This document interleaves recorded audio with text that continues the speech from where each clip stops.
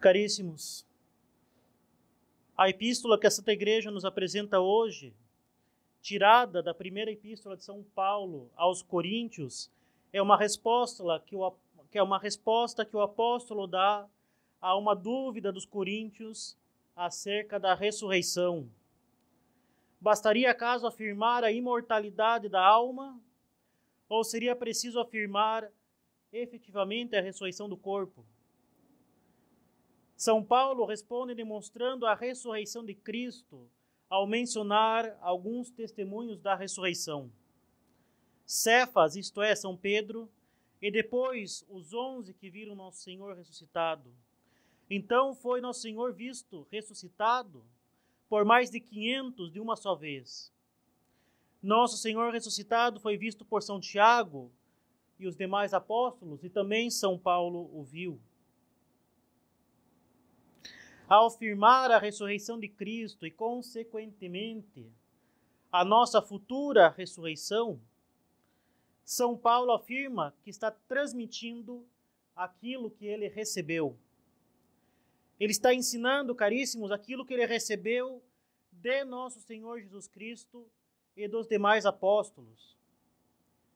São Paulo diz: porque antes de tudo vos transmiti aquilo que recebi. O apóstolo não inventa nada, ele não cria novidades, não cria novas verdades, ele não cria uma doutrina própria, ele simplesmente transmite aquilo que recebeu do Senhor. Essas palavras do apóstolo, eu vos transmiti aquilo que recebi, são importantíssimas para nós, caríssimos. Sobretudo nesses tempos em que de todas as partes e em todos os níveis se quer mudar a doutrina católica.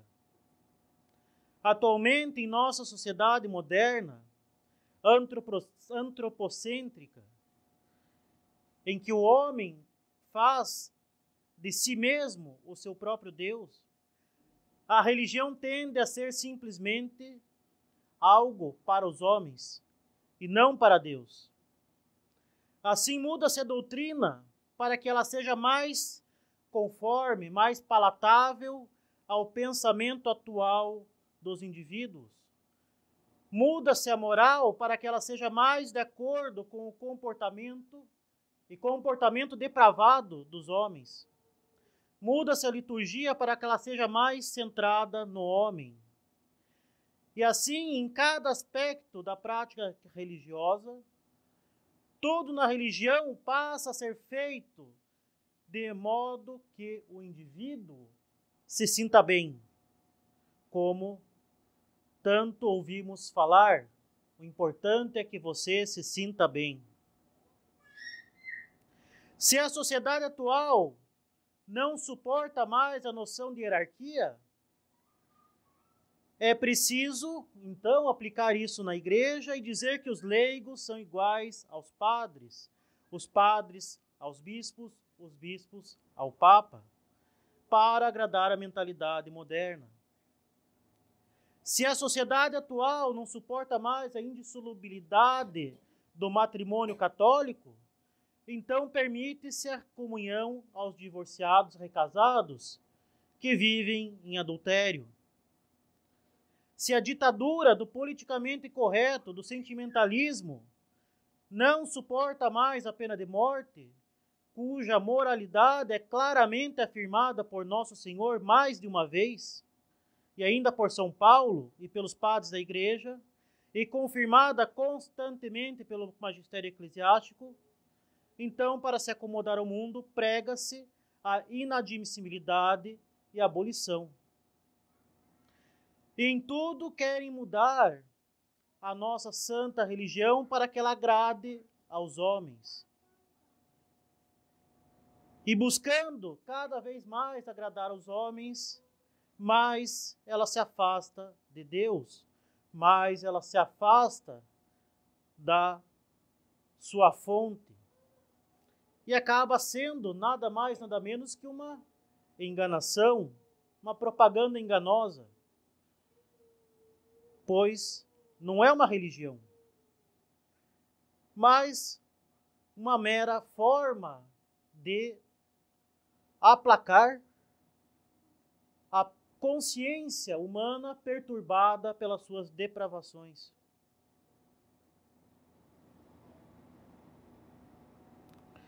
Tudo isso é um erro profundo, grave e extremamente difundido. Caríssimos, nossa santa religião não é uma fabricação humana. Ela não é forjada pela imaginação coletiva ou por uma inteligência engenhosa. Nossa religião não é a expressão de um sentimento religioso subjetivo que se encontra em nós. A nossa religião não se adapta ao homem. Ela não adapta a sua doutrina segundo as filosofias e os sentimentos do momento presente. Ela não adapta a sua moral para agradar os caprichos humanos. Ela não muda a sua liturgia para se conformar aos sentimentos do homem moderno.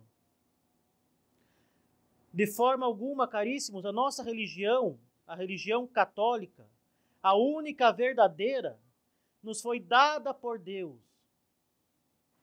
Nós a recebemos como caminho da salvação que nós devemos seguir se queremos salvar a nossa alma. Nós recebemos as verdades nas quais acreditamos de nosso Senhor Jesus Cristo, enquanto Ele esteve aqui na terra entre os homens. E nós recebemos essas doutrinas do Divino Espírito Santo após Pentecostes. Nosso Salvador e o Divino Espírito Paráclito ensinaram essas verdades aos apóstolos, que as transmitiram intactas dentro da Santa Igreja fundada por Cristo, que é a Igreja Católica Apostólica Romana. As verdades que nos foram ensinadas por Deus são imutáveis. Afinal de contas, elas nos falam de Deus, e Deus é imutável. Deus não muda. Deus é uno e trino sempre. O Verbo divino se encarnou, padeceu e morreu para nos salvar, e ressuscitou ao terceiro dia, e nada pode mudar isso. Nosso Senhor fundou a Santa Romana Igreja, e lhe deu uma constituição que durará até o fim dos tempos. Uma constituição hierárquica, tendo Pedro como chefe supremo, na pessoa do Santo Padre, o Romano Pontífice, atualmente o Papa Francisco, tendo bispos e sacerdotes para governar, ensinar e santificar o povo. Os meios de santificação também não mudam, são os 7 sacramentos. A moral dada por Deus também não muda, já que não muda o ensinamento dado por Deus e também não muda a natureza humana. Da mesma forma, nada muda no culto e na liturgia formada ao longo dos séculos, por inspiração do Divino Espírito Santo, simplesmente para se adaptar ao gosto dos homens. Pouco antes da sua ascensão, ao mandar os apóstolos para que batizassem todas as nações, nosso Senhor lhes deu uma ordem muito clara. Disse nosso Senhor: ensinai-as a observar tudo aquilo que prescrevi. Caríssimos, na igreja ninguém tem ordem para ensinar algo distinto daquilo que foi ensinado por nosso Senhor Jesus Cristo aos apóstolos. Os pastores, nós, e também os fiéis, podem simplesmente transmitir tão somente aquilo que receberam. Nem mesmo o Santo Padre, sucessor de São Pedro, tem autoridade para inventar uma nova doutrina, para favorecer uma novidade qualquer no campo da fé ou da moral.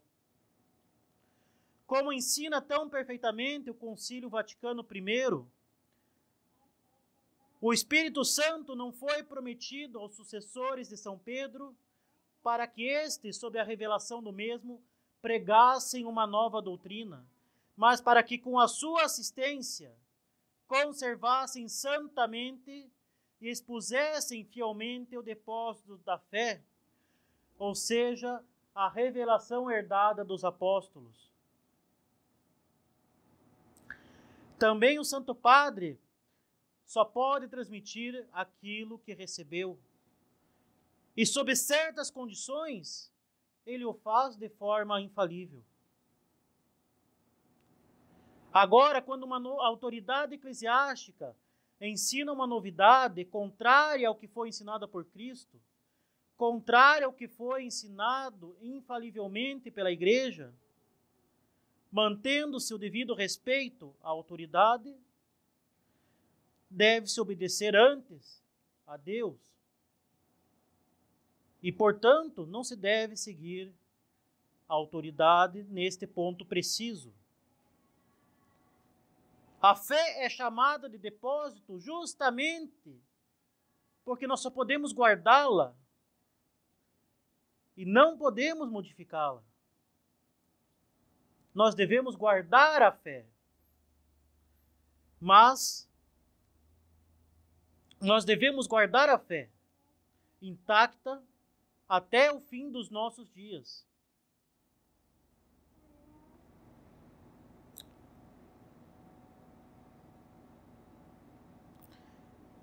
Nesses tempos, caríssimos, em que os homens já não suportam a sã doutrina e nos quais se multiplicam mestres e gurus conforme os seus desejos, e em que os homens afastam os ouvidos da verdade e os aplicam a fábulas criadas por eles, é preciso que perseveremos constantes no Evangelho, que nós sejamos fiéis à doutrina que recebemos de Cristo e que é transmitida intacta pelos apóstolos e pela Santa Romana Igreja em seu magistério infalível. Como diz São Paulo, aos pastores cabe pregar a palavra de Deus. Pregar a palavra de Deus e não a sua própria palavra. Pregar a doutrina de Cristo e não as próprias ideias. Pregar a palavra de Deus para que os homens cheguem até Deus. E não simplesmente para que eles sejam confortados em seu próprio e depravado orgulho. Pregar a palavra de Deus para que os homens se convertam a Deus, e não para que eles sejam confirmados no próprio pecado e tenham sim a condenação eterna.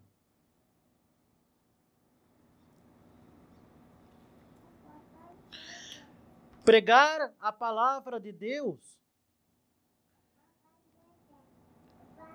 insistindo oportunamente e importunamente, mesmo quando todo mundo está contra nós. Mesmo quando os próprios ministros de Cristo não são fiéis àquilo que ele ensinou.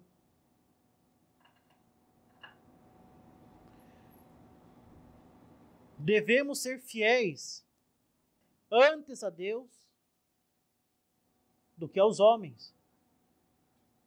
Devemos exortar, suplicar, repreender com toda paciência e doutrina. Como diz o príncipe dos apóstolos,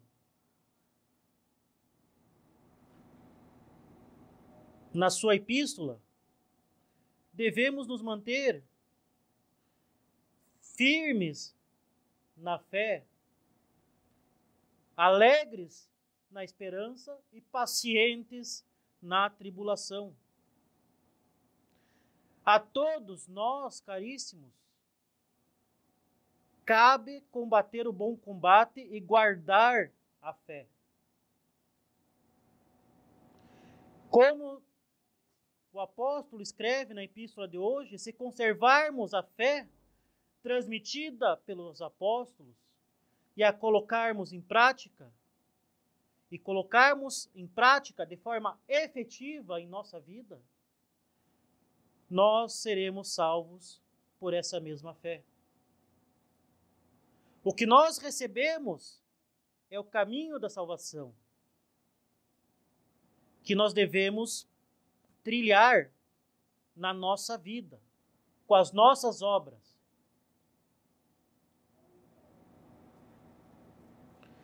Nós devemos mudar a nossa vida, nós devemos nos converter a Deus, colocando em prática aquilo que nós recebemos na fé, guardando a fé e praticando-a em nossa vida. E muitas vezes isso é árduo, é incômodo, mas vale muito a pena. Ninguém disse que seria fácil, no entanto, posso lhes garantir que vale a pena, pois o que está em jogo é a felicidade eterna no céu. Por isso mesmo,